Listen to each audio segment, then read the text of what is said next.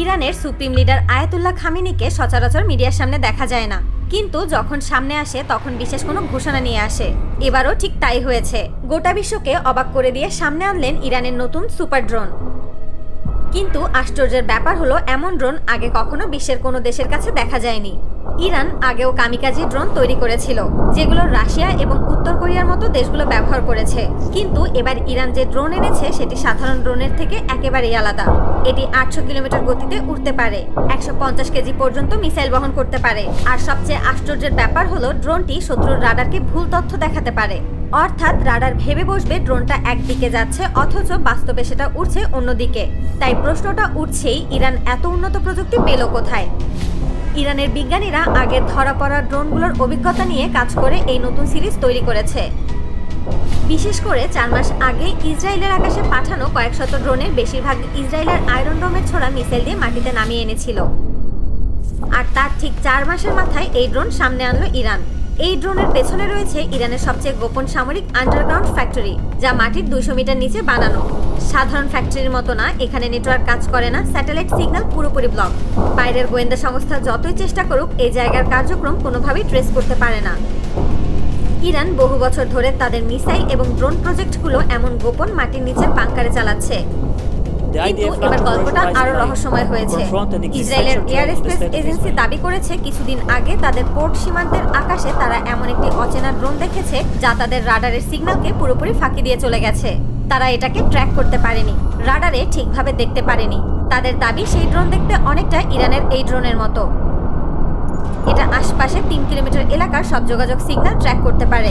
কারা কথা বলছে, কোন ডিভাইস চালু, কোনটি বন্ধ, সবকিছুই ধরতে পারে। ইরান দাবি করেছে এটি মিসাইল সিস্টেম জ্যাম পর্যন্ত করে দিতে পারে। মানে মিসাইল লঞ্চার ড্রোনটিকে আটকাতে চাইলেও সেটাই কাজ করবে না। আর এই কারণেই ইসরায়েল সবচেয়ে বেশি চিন্তিত।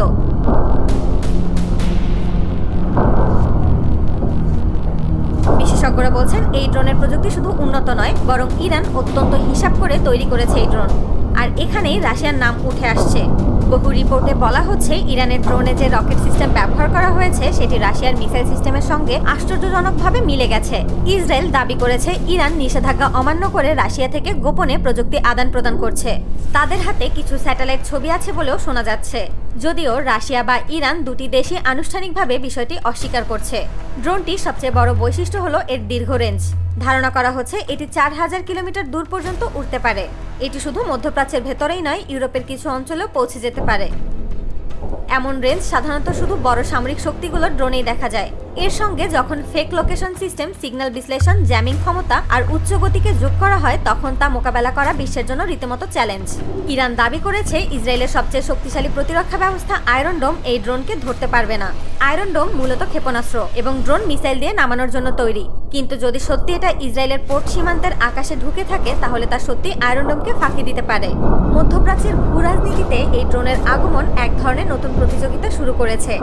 সৌদি আরব, আরব আমিরাত, কাতার সবাই নিজেদের প্রতিরক্ষা ব্যবস্থা নতুন করে সাজাচ্ছে।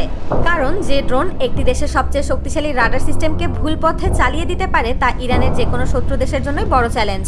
এই প্রক্রিয়াগুলো শুধু ড্রোনের জন্য নয়, বরং ইরানকে সামরিক প্রযুক্তির দিক থেকেও আরও শক্তিশালী করার জন্য তৈরি করা হচ্ছে। কারণ আগের নিষেধাজ্ঞা এবং চাপের মধ্যেও তারা নিজেদের সামরিক শক্তিকে আরও উন্নত করেছে। আর এবার ইরানের এই ড্রোন মধ্যপ্রাচ্যের সমস্ত হিসাব বদলে দিয়েছে।